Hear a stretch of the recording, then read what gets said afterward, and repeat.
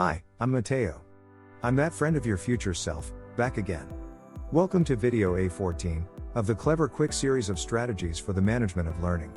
Video A14 covers question sources, which is the Q and quick. You're reminded to check the validity and features of all the information sources you use. The Clever Quick system is a comprehensive set of strategies to ensure students get a great start on their lifetime of learning. Once again, I'm speaking to you from your future, and I know you become successful when you use these strategies. Thanks for joining us again today. Abby, Jarvis and Blaise will help us with checking the features and validity of all the information sources we use. Always question your sources to make sure you know what is true and what is false. It's one of the most important things you can do to protect yourself, others, and the planet Earth. Beyond a doubt, Mateo. When you approach any subject in this digital age, there is an enormous amount of material at your fingertips for any topic imaginable. The problem lies not in finding the information. It lies in determining the validity or truthfulness of the information. We live in a time when you must be cautious and attentive, questioning all the information that comes your way. Through repeated sharing of opinions and biased articles through social media and pseudo-news organizations, information can take on the appearance of truthfulness. It may not actually have any basis in fact.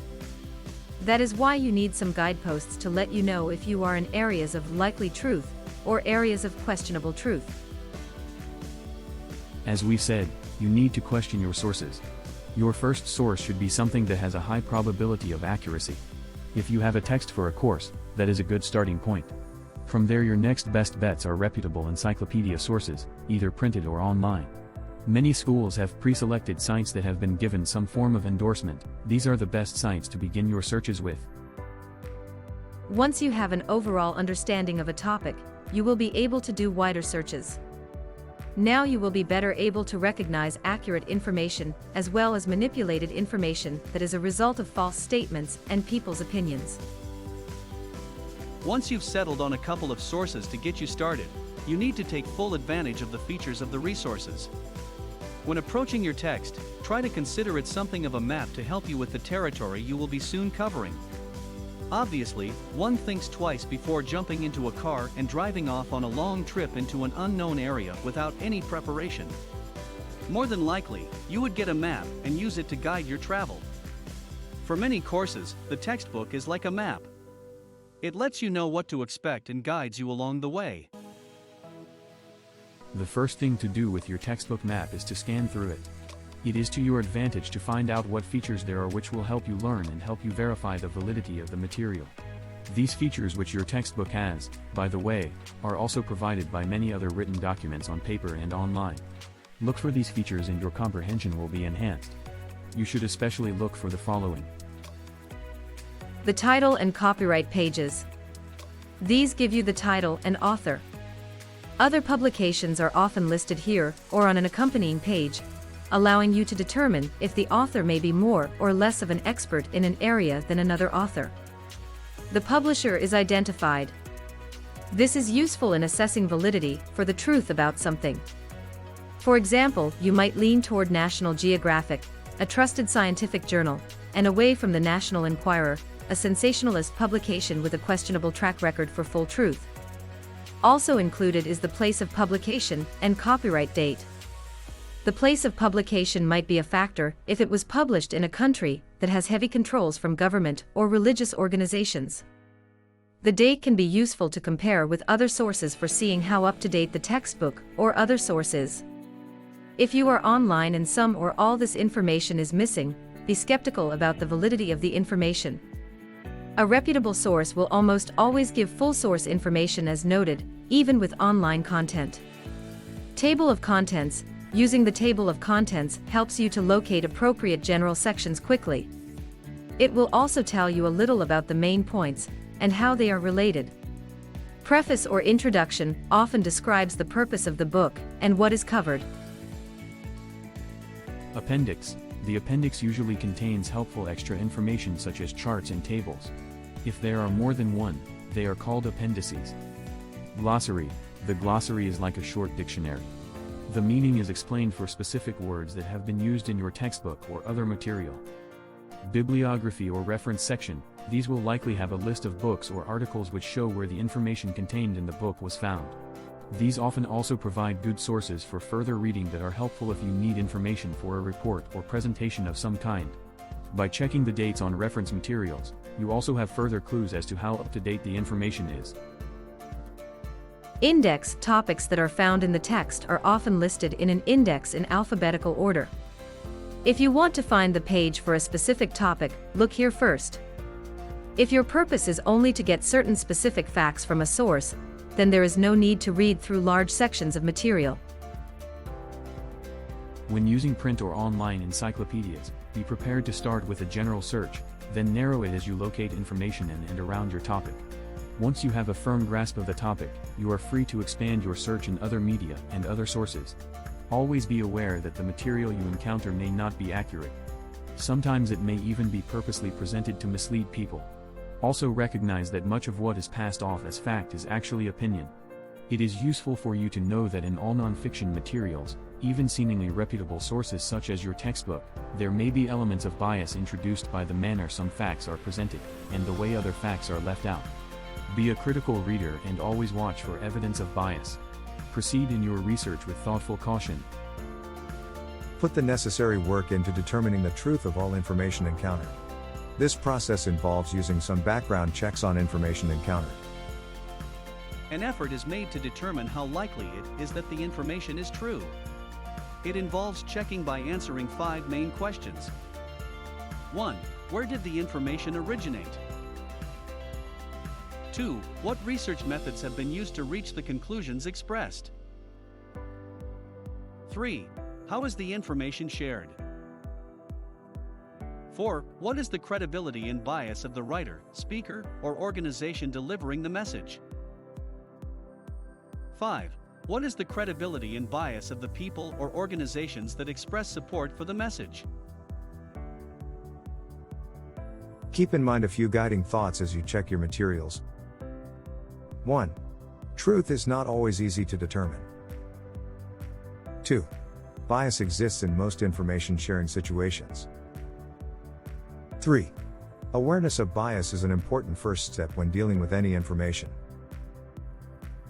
4. It is very dangerous to only rely on a limited set of information sources. Through assorted social media sites, there can be an echo chamber effect where the repetition of misleading information is misinterpreted by many to be confirmation of truthfulness. Be particularly wary of situations where you are advised to listen only to the current source and not to follow up by checking with alternative sources of information. 5. People need to be aware that spreading misinformation can have extremely negative consequences to the physical and mental well-being of individuals and society. A true-false believability scale has been created. 5 is probably true. 4 is possibly true. 3 is unable to determine. 2 is possibly false. 1 is probably false. After an analysis, information encountered can be assigned one of 5 numbers, or a likely range, on the true-false scale. This can be used to determine whether you would believe the information presented or not. The scale numbers can also be useful when comparing information from different sources. A key factor in believing information presented is the completeness of facts and data that are provided. If there are no verifiable facts supplied, recognize that the information may just be an opinion expressed and not be based in fact at all. Be aware that it can be extremely difficult to say that something is either completely true or completely false with absolute certainty. For that reason, the most extreme rating on this scale is probably for true and for false. It should also be noted that there will likely be several ratings made for the same article. One would be for the work the authors did on delivering the information. Others would be for the validity of the actual information dealt with. If, overall, the results are in the false range, it is not recommended that you use the source for your projects, unless your purpose is to report various opinions and discuss the range of unsupported beliefs. You should also not share articles with this rating on social media or elsewhere on the internet. Doing this just spreads the misinformation more widely. People without the knowledge and strategies to determine how accurate a piece of information is may assume it is true because many people have shared it. Abby and Jarvis are going to walk us through an example. Thanks, Blaze. Yes, Jarvis and I were doing a project about whether extraterrestrials actually exist. That is, if there is life from outer space that people on Earth have seen. We did a Google search and ended up with dozens of articles. Skimming through them, we began to wonder about how likely it was that the information was true. We decided to analyze a few using the questions and scale that has been set up in the Q section of Clever Quick. We started with this article. There is a link supplied that will take you to the internet copy of the story if you're interested. It's in Appendix B.1 of Future Loop. Former Israeli space security chief says extraterrestrials exist, and Trump knows about it. Suleiman, Adela and Paul Goldman. NBC News. December 8, 2020. Our thoughts. Author and organization credits, along with the date of posting, lend credibility to the reporting. A galactic federation has been waiting for humans to reach a stage where we will understand what space and spaceships are, Haim Eshed said. A former Israeli space security chief has sent eyebrows shooting heavenward by saying that Earthlings have been in contact with extraterrestrials from a galactic federation. The unidentified flying objects have asked not to publish that they are here. Humanity is not ready yet, Haim Eshed, former head of Israel's Defense Ministry's Space Directorate, told Israel's Yediot Ahronoth newspaper. The interview in Hebrew ran on Friday, and gained traction after parts were published in English by the Jerusalem Post on Tuesday. The origin of the story is explained for us. A hugely spectacular claim, made in an interview with one newspaper, then picked up by another, before finally being reported by NBC. This certainly gets our attention. It should be noted that the original interview was in Hebrew, so it is possible that there were some misinterpretations made when the language was translated to English. A respected professor and retired general, Eshed said the aliens were equally curious about humanity and were seeking to understand the fabric of the universe. Eshed said cooperation agreements had been signed between species, including an underground base in the depths of Mars where there are American astronauts and alien representatives. Wow, spectacular. Are there any facts to prove this? There is an agreement between the US government and the aliens. They signed a contract with us to do experiments here, he said. Eshed added that President Donald Trump was aware of the extraterrestrials' existence and had been on the verge of revealing information but was asked not to, in order to prevent mass hysteria. They have been waiting until today for humanity to develop and reach a stage where we will understand, in general, what space and spaceships are, Eshed said, referring to the Galactic Federation. The White House and Israeli officials did not immediately respond to NBC News' request for comment. Sugoff, a spokesperson for the Pentagon, declined to comment. The journalists are being responsible here in reaching out for comments. It is an alarm bell that those folks contacted did not get back with comments. It signals that there may be problems with the accuracy of the information presented. While this could be just a time factor, it could also be that the organizations are trying to figure out a way of choosing their words carefully, either not wanting to lend credibility to an outlandish story, or not wanting to call the professor crazy. There is still the possibility that what he is saying is true, and they are not sure how to respond, now that the information has come out. As we continue to read, we are on the lookout for facts to back up the claims made. A spokesperson for NASA said one of the agency's key goals was the search for life in the universe, but that it had yet to find signs of extraterrestrial life. Although we have yet to find signs of extraterrestrial life, NASA is exploring the solar system and beyond, to help us answer fundamental questions, including whether we are alone in the universe, the spokesperson said in a statement. Here we have a credible source that appears to dispute the ideas presented. Eshed's ideas are spelled out in more detail in The Universe Beyond the Horizon. Conversations with Professor Haim Eshed. By Hagar Yanai. Published in November. Hints at a possible motive for giving such a startling interview. He has books to sell. Eshed, who oversaw the launch of numerous Israeli satellites into space, said he was only speaking out now because attitudes were changing and people seemed more receptive. If I had come up with what I'm saying today 5 years ago, I would have been hospitalized, he told Yediot. Today they're already talking differently. I have nothing to lose. I've received my degrees and awards, I am respected in universities abroad. He is predicting that some will think him crazy. He says he has nothing to lose. He says that he is respected. Should that now read? Was respected. In May, Trump said, "Space is going to be the future, both in terms of defense and offense. We're now the leader on space," as he was presented with the official flag of a newly created military branch, Space Force. Its focus, along with a Space Command, is on space as a military domain for the US, preserving satellites and communications, and a focus on geopolitics and new terrain. Eschid's comments immediately spawned jokes and theories online. At least half a dozen accounts have been created on Twitter claiming to be representatives to Earth from the Galactic Federation. Other users have asked for preferential treatment and meetings with the otherworldly group. When you see many people responding to an announcement by treating it as a joke, you would be wise to question its credibility. It could still be true, but it is getting less likely in the face of contrary comments and the lack of supporting facts. Nick Pope, who used to investigate UFOs for the British Ministry of Defence, described Eschid's remarks as extraordinary. Either this is some sort of practical joke or publicity stunt to help sell his book, perhaps with something having been lost in translation, or someone in the know is breaking ranks, he said. Pope confirms some of our thoughts so far. He also points us in the direction of the book, offering an economic motive for Eschid to make the claims he did. Pope does leave a slight opening for the comments to be actually true with his reference to Eschid as someone in the know.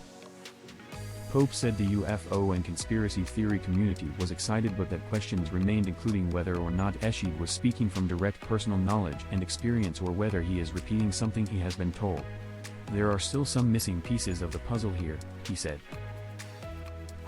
Still no facts presented. Highlights that this is just a passing on of information. Interesting to note that the authors and NBC don't offer any evaluation or opinion of how accurate the information is. We now have some analysis and comments about the example. The reader is reminded that there are two separate issues when assessing an article where an author is sharing the views of one or more people.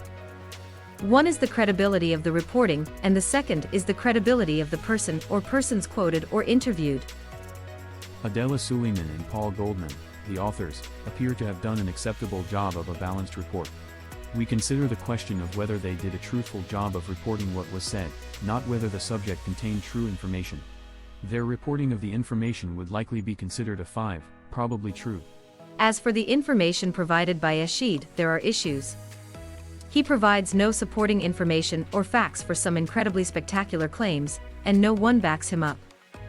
There are no other sources that can be found to verify anything that Eschid is saying. The actual information would have to be rated a 1 for probably false. Overall, then, the information provided in this article should not be used in your research, unless your purpose is to document people's opinions and unsupported beliefs. I had a great time doing this research. I should tell you that there are 2 more articles that we looked at when we started out with our project. It might be fun for you to take a look at them and try to figure out how likely it is that they are true. They are with the notes for Q in Appendix B.1 of Future Loop. True or not? Check them out. Thanks so much Abby and Jarvis for sharing your example with us. It's smart to question your sources when you do a project. It's one of the most important things to think about. This has been Video A14 in the Clever Quick series, Question Sources. Try the ideas we have suggested to be more effective in your learning. Next up. Look for Video A15, Survey FL5, Letters U and I, Understand Information and Inform Others. We look forward to seeing the future you. Thanks for your attention.